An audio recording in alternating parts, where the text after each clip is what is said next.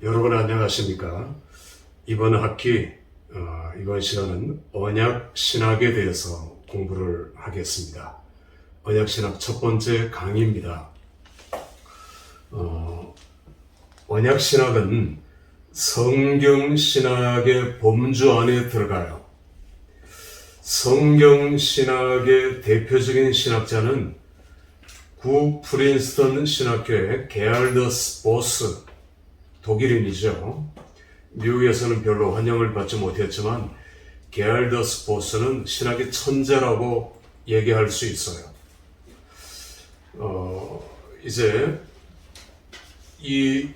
그 언약 신학이 종교개혁 이전에는 주목을 받지 못했습니다. 그러나 종교개혁 이후에 칼빈과 루터, 칼빈의 개혁파와 루터파에 의해서 이 언약 신학이 중요하게 다루어졌고, 이제 현대에 와서는 볼코프라든지 이제 하치라든지 찰스 하치라든지 이런 신학자들에 의해서 발전되어 왔습니다. 아까 게알더 스포스를 포함해서. 네, 언약 신학은 제가 신학을 공부할 때는 총신대 신대원에서 다루지 않았어요. 이걸 다루는 교수님이 없었습니다. 그 이후에 몇 개의 신학교가 이 언약 신학 과목을 채택했으나 그 중에 어떤 유명한 교수 한 분은 학생들이 너무 어려워서 이걸 학기 중에 그만뒀다는 얘기를 들었습니다. 언약 신학은 좀 어려워요. 그러나 언약 신학은 신학의 학문 중에 제일 중요하다고 할 수 있습니다. 가장 중요한 언약 신학이 한국에서는 조금 홀대되다시피 했어요. 저는 여러분들을 아주 쉽게 그리고 간결하게 잘 인도할 겁니다. 저만 따라오면 언약 신학은 결코 어렵지 않다는 걸 제가 확신할 수 있어요. 조금 어렵다고 생각되더라도 반복 학습을 통해서 이 언약 신학을 여러분 것들로 만들고, 또 우리 학교의 자부심이죠. 다른 신학교에서 가르치지 않는 언약 신학이라든지 혹은 이제 성경 해석학의 더 깊은 서기 과목이라든지 이런 과목들을 우리가 공부를 하겠고, 이제 다음에는 조직 신학으로 조금 점점 좀 어려운 학문이 5학기, 6학기로 이어질 것입니다. 자, 이제 제가 언약 신학으로 여러분들을 안내하겠습니다. 성경의 중심 단어가 두 개가 있다, 이런 표현을 제가 자주 썼지요. 제가 히브리어로 씁니다. 하나는 헤세드죠.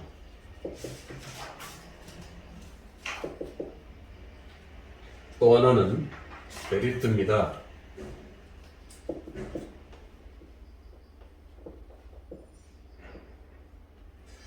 헤세드는 우리말 성경에는 언약으로, 이게 정통이죠. 언약으로 번역이 되어야 되죠. 당연히 언약.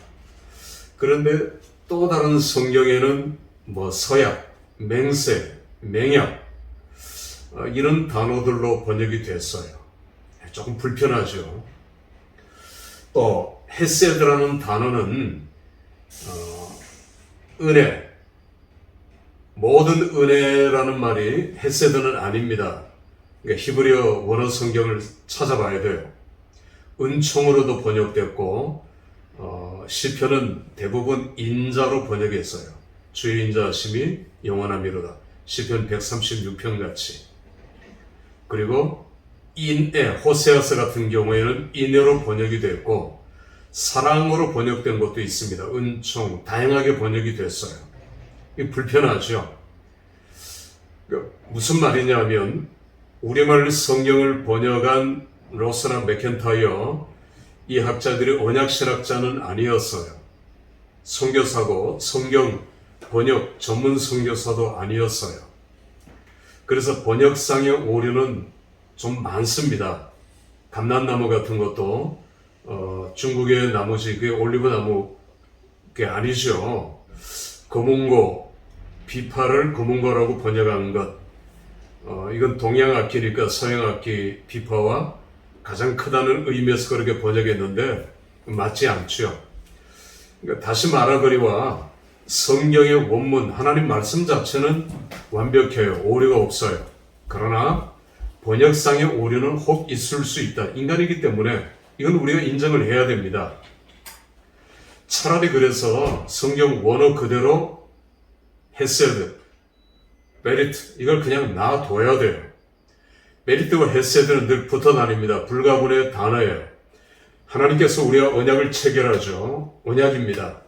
이 언약을 체결한 자에게 베푸시는 하나님의 일방적인 무조건적인 무차별적인 사랑, 은혜, 이제 은총, 인애, 인자 이런 것들을 헤세드라고 해요.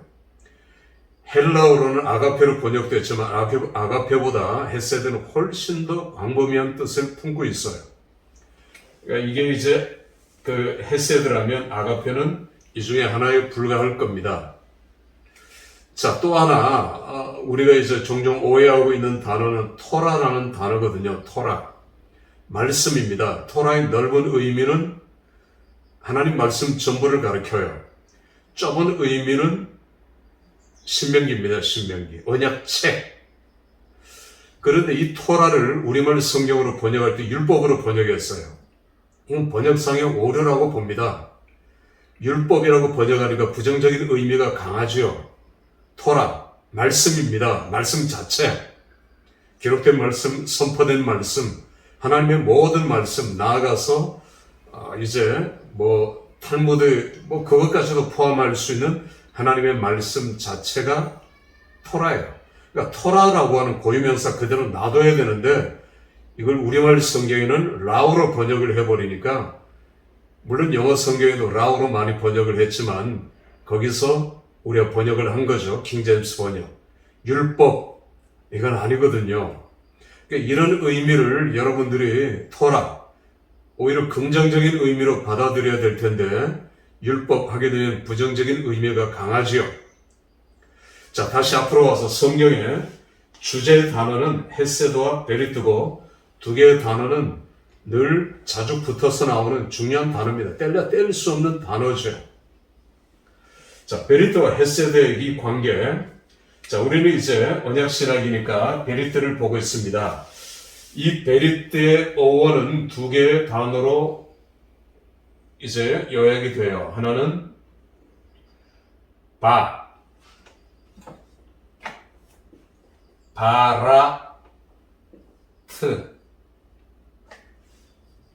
자, 바라트라는 말은 이제 희생제물이라는 말입니다. 희생제물. 또 하나는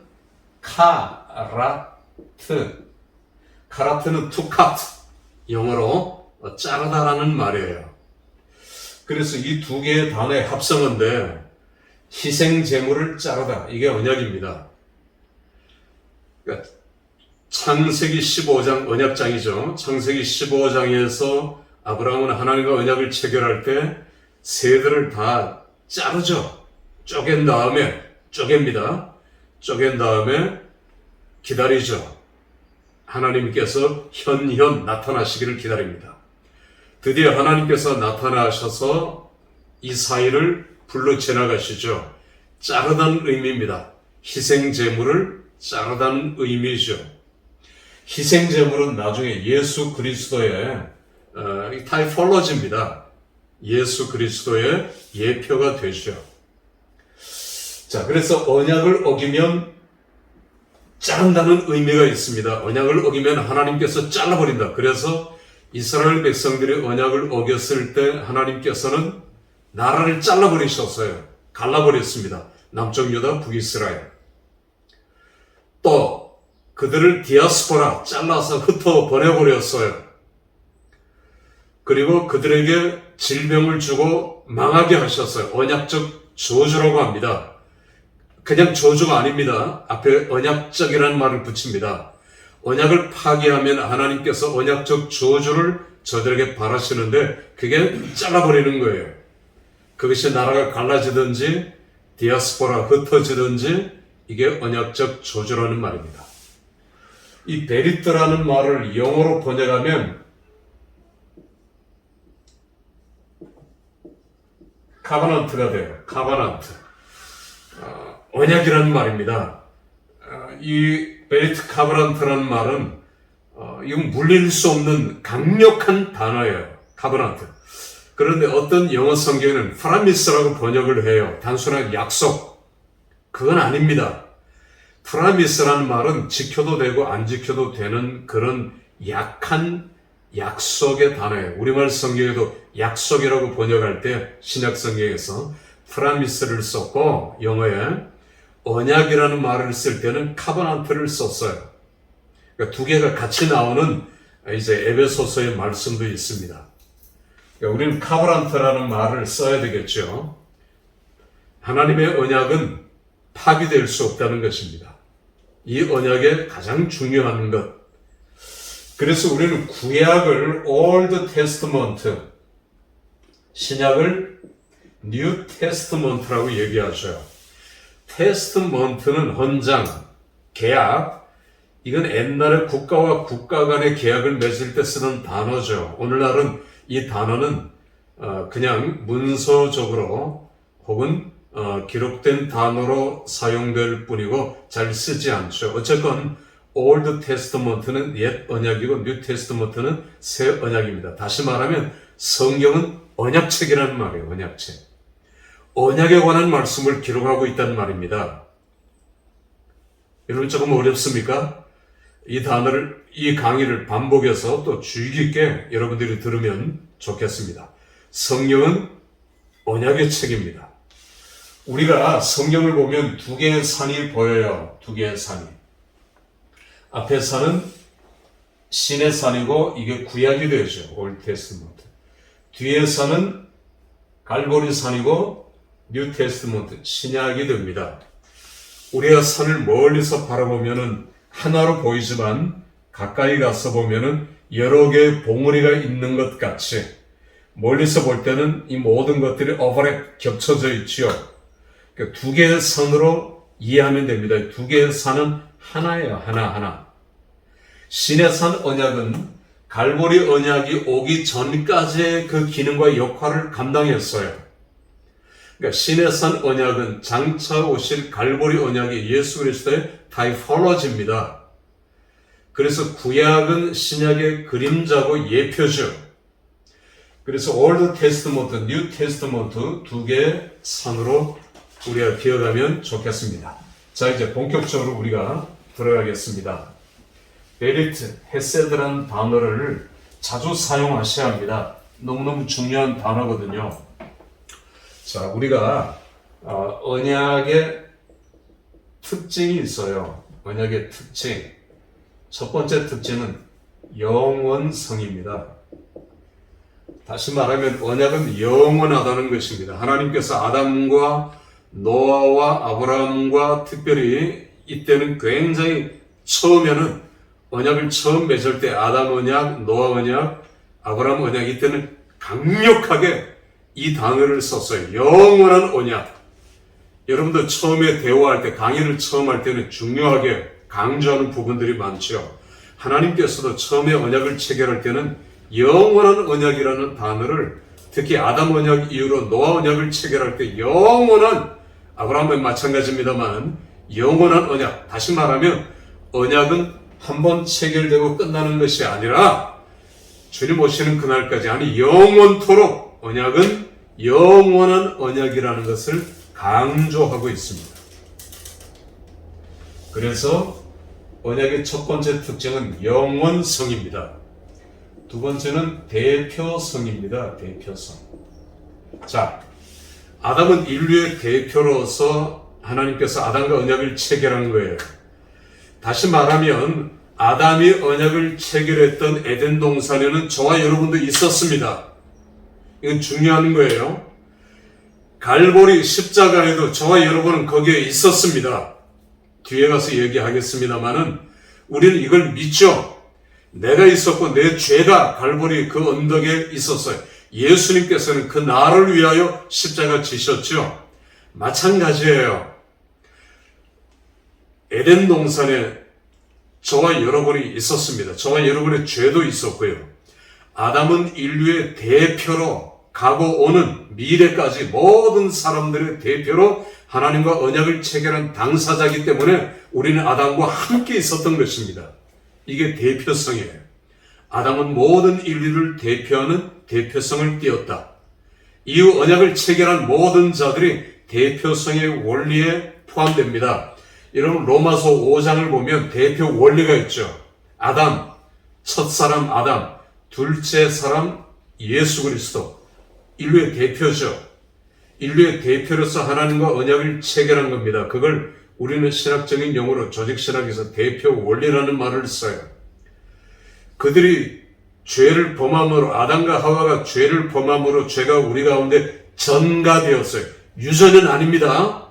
유전이라고 얘기하면 안 됩니다. 죄의 유전설이 아니라 죄의 전가설, 죄가 전가된 겁니다. 죄가 전가되었어요. 부모의 죄가 유전이 되는 건 아닙니다. 부모가 죄를 지었다고 나도 똑같이 그 죄를 짓는 것이 아닙니다. 전가된 거예요. 이게 죄의 전가설이라고 얘기합니다. 대표 원리와 전가 원리.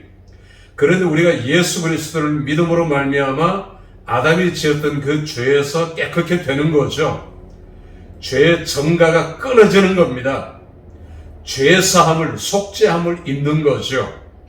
자, 대표성입니다. 세 번째, 미래성입니다. 미래성. 자, 대표성 신명기 7장 7절에도 이스라엘 백성들을 향해서 너희는 모든 민족, 모든 족속의 대표로 나와 하나님과 언약을 체결한다 해서요. 대표입니다. 그래서 이스라엘 백성들은 선민의식에 사로잡혔지요. 모든 인류의, 모든 사람들의 대표라는 의식이 너무너무 강해서 문제가 됐죠. 자, 미래성, 신명기 역시 그 미래성을 강조하고 있습니다. 미래성은 아까도 제가 얘기했지만 아담만 있었던 것이 아니라 저와 여러분도 거기에 있었어요. 에덴 동산에 있었단 말입니다. 그러니까 과거나 현재나 미래 이 언약은 언약 당사자로서 저와 여러분이 함께 있었고 언약은 현재, 과거, 미래까지 계속해서 연결되는 다시 말하면 가장 중요한 것은 미래성이에요. 그러니까 장래에도 이게 에덴 동산에 체결했지만 미래에도 이 언약은 적용되는 겁니다. 그래서 언약의 특징, 미래성이 굉장히 중요한 거예요. 자, 네 번째는 연속성입니다. 연속성 혹은 유효성이라고 그래요. 언약은 연속성, 미래성하고 비슷하긴 하지만 연속성은 계속해서 연속되고 유지되는 겁니다. 그리고 우리뿐만 아니라 미래 세대도 유효해요. 제가 한 예를 종종 이 예를 듭니다. 우리나라 헌법이 몇 년도에 만들어진지 아십니까? 1948년입니다. 자, 48년 제헌이죠. 제헌절. 그때 아마 여러분 중에 대부분은 없었을 거예요. 그때 대한민국 헌법이 제정됐고 저와 여러분은 나중에 태어났어요. 나중에 태어난 사람들은 이 헌법에 적용이 됩니까? 안 됩니까? 적용이 되죠. 내가 그때 없었어요. 태어나지 않았지만 이게 연속성입니다. 연속성. 미래성도 되죠. 계속 미래도 이건 연속이 되는 거예요. 그리고 유효가 되는 겁니다. 이게 연속성과 유효성이에요. 굉장히 중요하죠. 자, 마지막 다섯 번째는 통일성, 유니피케이션, 통일성입니다. 모든 언약은 예수 그리스도로 통일되어져요. 아담과 언약을 체결했지만 아담 언약은 예수 그리스도의 타이폴로지입니다. 예수 그리스도를 예표하고 있어요. 예수 그리스도에게 초점이 모아져요. 아담이 끝이 아니라 시작이죠. 아브라함 언약도 메시아 언약, 예수 그리스도를 타이폴로지하고 있는 것입니다. 예표하고 있는 것이에요. 칼빈이 얘기한 통일성입니다. 이건 무엇보다 중요하죠. 모든 언약은 예수 그리스도에게 초점을 맞추고 있다는 것을 우리는 믿어야 돼요. 그리고 알고 있어야 돼요. 이것이 언약의 특징입니다. 이 언약의 특징은 굉장히 중요해요. 여러분들 이 언약의 특징을 외우시기 바랍니다. 제가 외우는 방법을 읽어드릴게요. 영대와 영대 이름이 있다 합시다. 영대와 미연이는 통일됐다. 이렇게 외우면 죽을 때까지 안 잊어버려요. 저도 이걸 이렇게 여러분에게 써먹는 겁니다. 마치겠습니다. 감사합니다.